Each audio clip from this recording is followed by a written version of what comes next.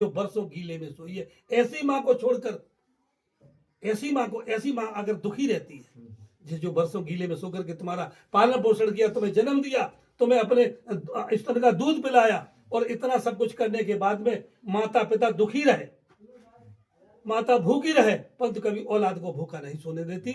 और ऐसे ही पिता, जो हमारे पिता होते हैं, एक पिता एक ऐसी अभिव्यक्ति है कि अपना कितना भी धूप तेज हो, मैंने उसमें 2 लाइन लिखी है, धूप कितने भी कठिन हो छाया कम नहीं होने देता। धूप कितने भी कठिन हो छाया कम नहीं होने देता।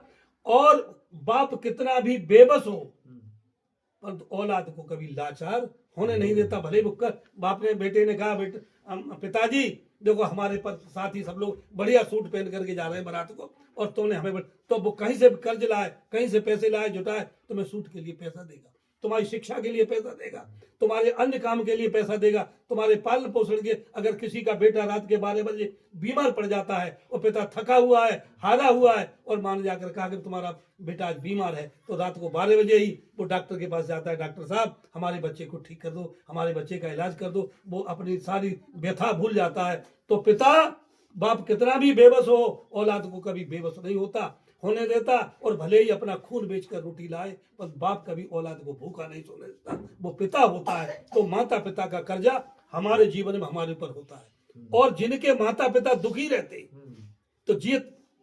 तो उनके आप कितना ही दान करो, कितना ही पुण्य करो। साहिब ने लिखा है क्या, जियत पिता सुन दंगम दंगा, जियत पिता से दंगम दंगा, और मरे पिता हंदवाए दे गंगा, कोई फायदा नहीं होगा। जियत पिता की पूछी न बाता, जियत पिता को तुमने टाइम से रोटी नहीं दे सके, टाइम से पानी नहीं दे सके, पिता कह रहे बेटा हमें थोड़े गर्म पानी दे, अरे हाँ तुम्हें गर्म पानी, तुम्हें ढोका लगी है, हम जा रहे हैं अपना काम करेंगे।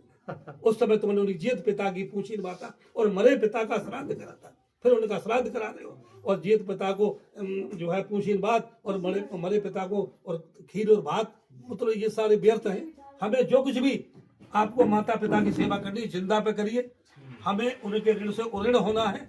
तो जियत पिता की आप सेवा करिए, उनकी जो है शुश्रूषा करिए। अगर वो बीमार पड़ जाते तो इनका इलाज कराइए, और यही सबसे बड़ा पुण्य है। और इसके बाद जो भी दान पुण्य आप करते हैं वो अपने लिए करें। आप जो भी कर्म करेंगे वो अपने लिए करेंगे, उससे माता पिता को कोई लाभ नहीं होगा। तो हमारे जीवन में हमारे पास जो ऋण होते हैं, मातृ ऋण और पितृ ऋण, उनसे ऋण होना है। तो हमें जिंदा माता पिता की सेवा करनी चाहिए। अब मैं जीवन और मृत्यु पर बताऊंगा, पहले आज की क्रिया शुरू करा दूं, और अब जो है फिर मैं जीवन और मृत्यु बताऊंगा कि जीवन क्या है, मृत्यु क्या है।